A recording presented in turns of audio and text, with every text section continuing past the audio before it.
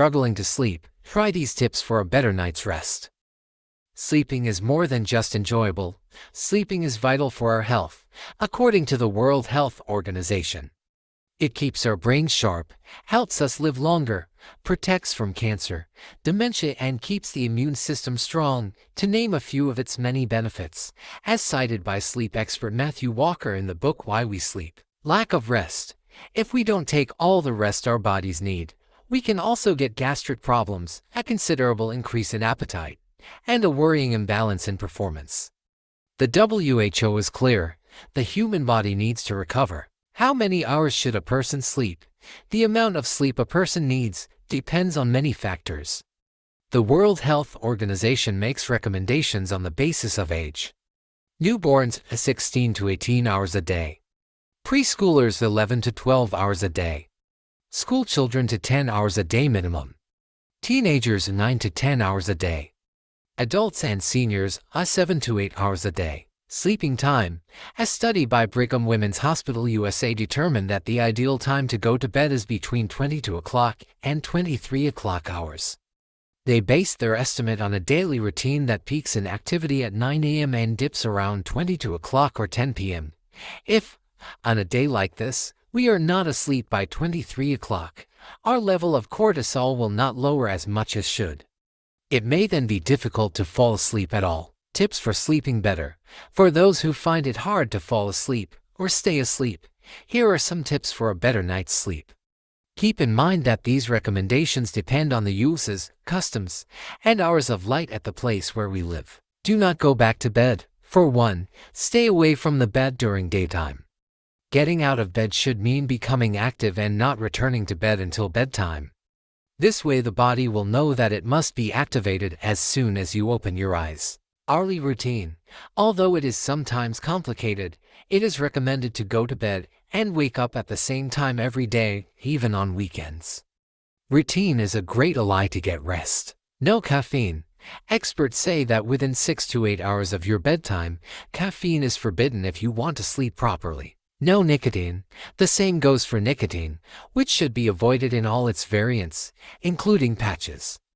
According to the National Institutes of Health, it disrupts sleep, causes cravings, and leads to irregular circadian rhythms, snoring, and obstructive sleep apnea.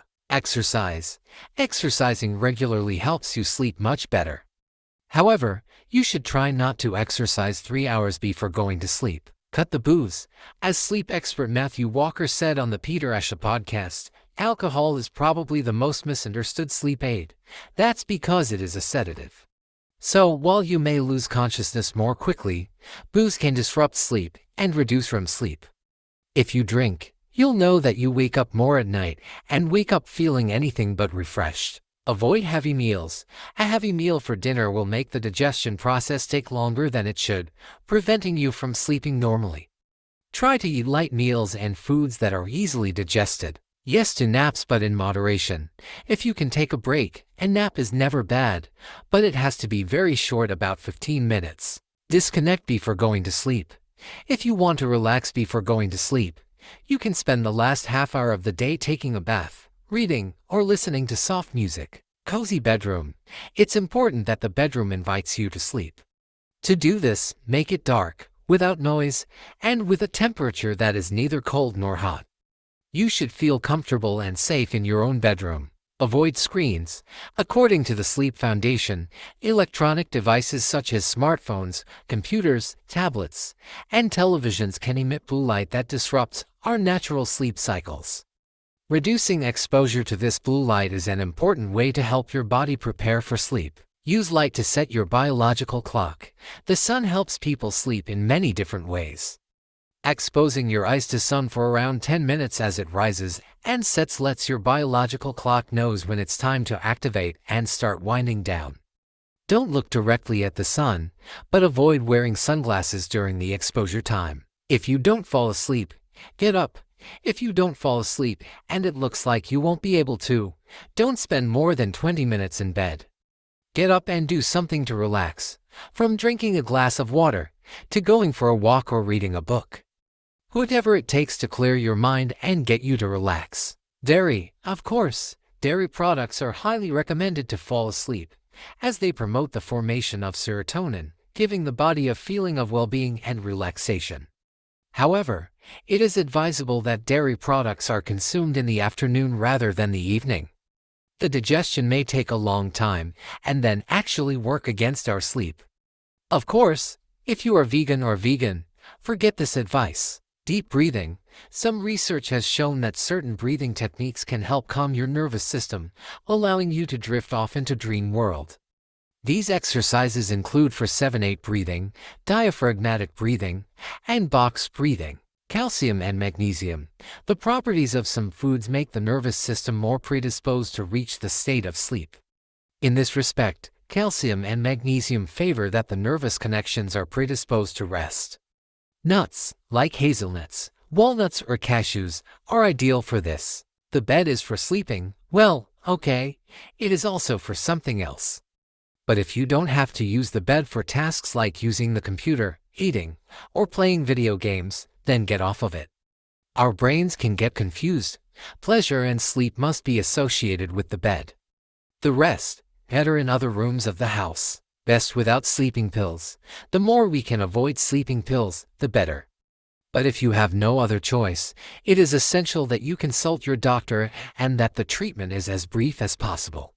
Sleeping pills can create a dangerous dependency. Short naps. We said naps are fine, but, as we said, short. And if you can do it before 15 o'clock, it will be much more beneficial. Avoid distractions. Ever gotten into bed with your phone just to end up doom scrolling for hours? Or maybe you got an annoying email that got your mind spinning when you should be relaxing. Those are more reasons to avoid using your phone or computer in bed. No work in the evening. It is strictly forbidden to spend the night doing chores or work. Try not to leave things for the last minute, because after 22 o'clock in the suggested routine of 9 o'clock to 23 o'clock, your performance diminishes. It could take you 4 times longer to do things at that time of the day, while you also lose hours of rest. List of tasks. If you want to go to bed relaxed and carefree, it's best to make a to-do list just before bedtime. Of course, you should do this with paper and pen, no cell phone. It's a ritual that helps reduce stress and relax the body. What about the weekend? We have already commented that the most advisable thing is to wake up and go to bed at the same time every day. But of course, it's tough to get up at 6 o'clock on the weekend. In any case, try not to wake up more than 2 hours later than usual on Saturdays and Sundays. If you do, you alter the biological clock, and it will cost you much more to get up early during the week. Books, yes, but be careful. Reading is very healthy and it helps you relax. But watch out for the theme of the book you read. If it stresses you out too much, it can cause insomnia. Not to mention those novels that keep you hooked and reading till dawn. Having 2 or 3 books on the bedside table at the same time helps to solve these situations. Set the alarm to go to bed.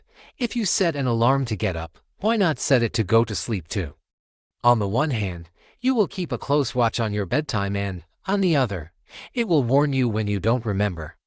What's more, some sleep apps already include this alarm with your pre-calculated, recommended bedtime. Thanks for watching.